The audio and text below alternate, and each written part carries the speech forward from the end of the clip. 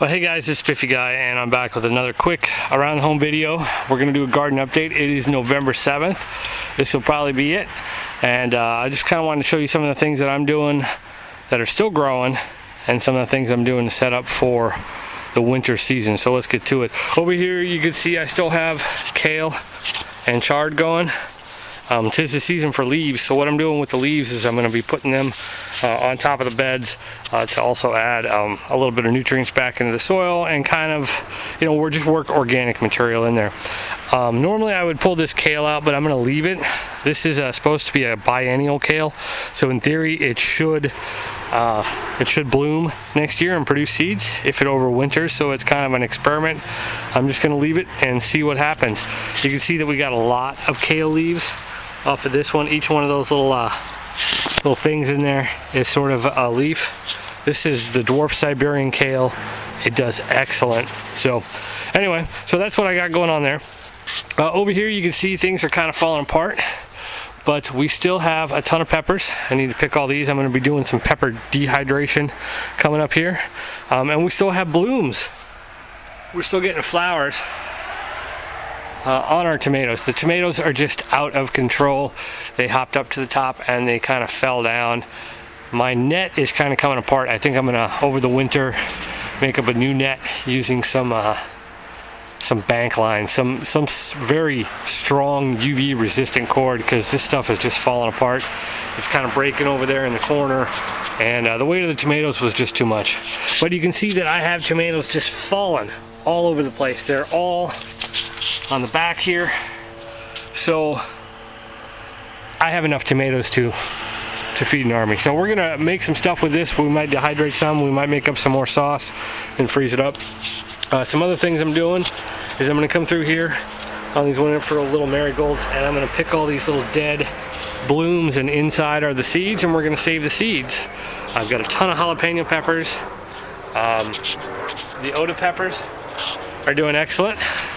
So we're going to go ahead and, like I said, dehydrate those and use those for ramen and stuff. I got a couple green peppers. The carrots ended up a little woody, so I think I'm just going to pull those and we'll just replant next year. So over here, the lettuce is coming in. We've got some nice lettuce and chives going on here. And the Brussels sprout, I left this thing since spring.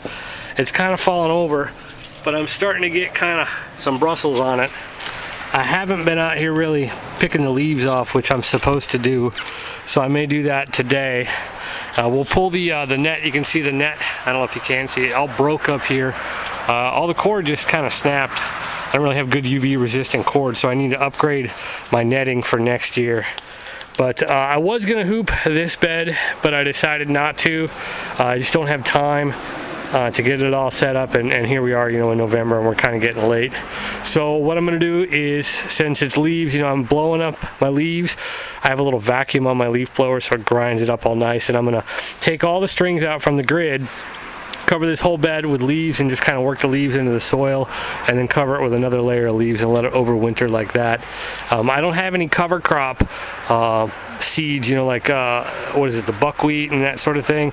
I don't really know too much about the cover crops. It might be something that I think about doing next year, but this year I just kind of didn't get to it. I've been busy. That's the hoop stuff that I was going to do, and I decided not to. So out here you can see that we've got the snow peas. They're still coming in. We're still getting flowers. So these are doing well. My son loves those. The green onions, once again, these aren't going away. I stuff leaves in there, kind of work it down. That'll insulate the topsoil and also provide a little bit of nutrients as it works in. This is the rat's tail radishes. They kind of came as sort of hitchhikers, if you will, in the compost that I pulled out of my compost tube.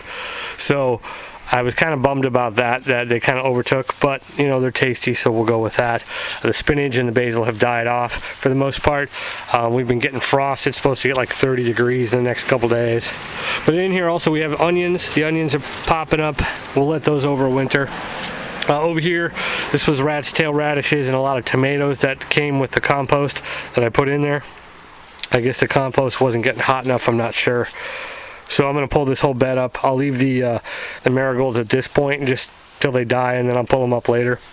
And we'll work leaves in that. So let's talk about compost real quick. So getting ready for next season, I've got my composters both full with leaves and organic material that I'm going to pull out of the garden. I'll throw in there. And they're already smoking. I opened them up this morning. It was pretty chilly and they were frosting. I have the one trash can composter just full of leaves, and that way I can use all these leaves next year as carbon sources during the summer.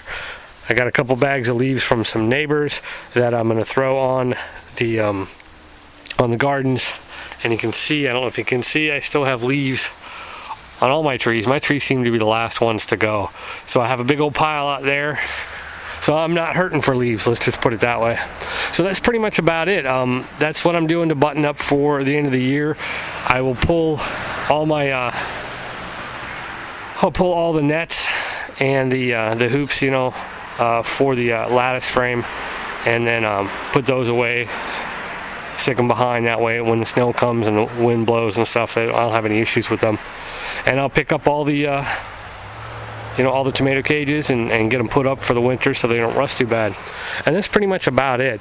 I'm not really going to be doing any growing over the winter, and I'll head back on this in the spring, and we're going to start a little bit, I think a little bit better this year. We have a good idea of how the tomatoes are going to go and when the peppers need to start. So I might get a heating pad, but we'll deal with that in the spring. That's really about it. So I've had a lot of fun with the garden. I got a ton of food out of it. We've got lots of tomatoes. We preserve those by making sauces and freezing them. I'm going to dehydrate up some of these peppers. I had a user post up a comment about dehydrating the peppers, and it got me thinking that that would be a good idea for all these mini yellows, friarellos, jalapenos, and you stick them in your ramen when you're camping over the winter. Spice it up and give you a little heat, keep you warm. So anyway, I hope you guys enjoyed the season, and we'll be back in the spring when we start growing sprouts, probably sometime in February, March. So until then, remember, it's life's an adventure, so go out and have one.